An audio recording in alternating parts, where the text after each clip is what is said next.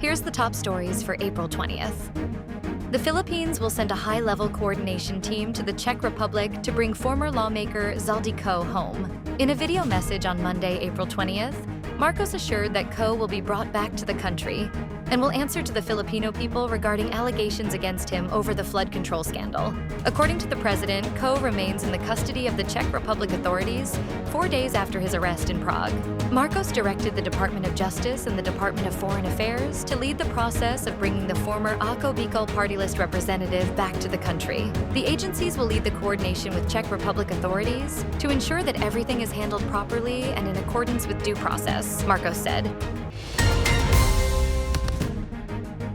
Fuel retailers are set to implement a second consecutive week of price reductions on Tuesday, April 21st, following the government mandate aimed at shielding consumers from the impact of volatile global energy markets and heightened tensions in the Middle East. Shell Pilipinas Corporation and Sea Oil Philippines Incorporated were among the first to announce that diesel prices will drop by 24.94 pesos per liter, effective April 21st. Gasoline prices will decrease by 3.41 pesos per liter, while kerosene will see a reduction of 2 pesos per liter. The adjustments follow guidance from the Department of Energy, which is moving to stabilize domestic costs after a sustained period of price hikes earlier this year. The significant rollbacks are being executed under Executive Order 110, a directive from President Ferdinand Marcos Jr.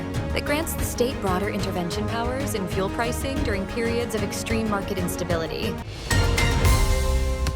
The Department of Social Welfare and Development will roll out additional special payout schedules this week for motorcycle taxi drivers and delivery riders in Metro Manila who were unable to receive cash relief assistance following issues encountered in earlier distributions. DSWD Assistant Secretary and spokesperson Irene said on Monday, April 20th, that the agency is assessing the outcome of the April 18th to 19th special payouts to address problems that affected the distribution. The DSWD acknowledged that several issues emerged during the initial payouts, despite coordination with local government units, transport network vehicle services, transport network companies, and private delivery service groups.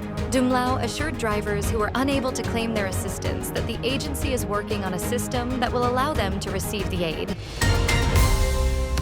The camp of Vice President Sara Duterte said on Monday, April 20th, that it has yet to receive an official copy of the decision from the Commission on Audit presented during a recent congressional hearing, preventing it from issuing any formal comment on the matter. In a brief statement, the Office of the Vice President clarified that it has not been furnished with the audit ruling discussed during the April 14th proceedings of the House Committee on Justice. The statement comes amid heightened scrutiny following disclosures at a House panel hearing, during which lawmakers referenced a Commission on Audit decision on the use of government funds. However, without access to the official document, the OVP emphasized that any response would be premature. The United States attacked and seized an Iranian-flagged cargo ship it said had tried to evade a naval blockade near the Strait of Hormuz on Sunday, and Iran's Joint Military Command vowed to respond, throwing a fragile ceasefire into question days before it expires. It was the first interception since the U.S. blockade of Iranian ports began last week. Iran's Joint Military Command called the armed boarding an act of piracy and a ceasefire violation, the state broadcaster said. With the U.S.-Iran standoff over the Strait sharpening and the ceasefire expiring by Wednesday, it was not clear where President Donald Trump's earlier announcement on new talks with Iran now stood. He had said U.S. negotiators would head to Pakistan on Monday. The uncertainty sent oil prices rising again. One of the worst global energy crises in decades threatened to deepen. Stay updated with the latest news. Visit our website at www.mb.com.ph.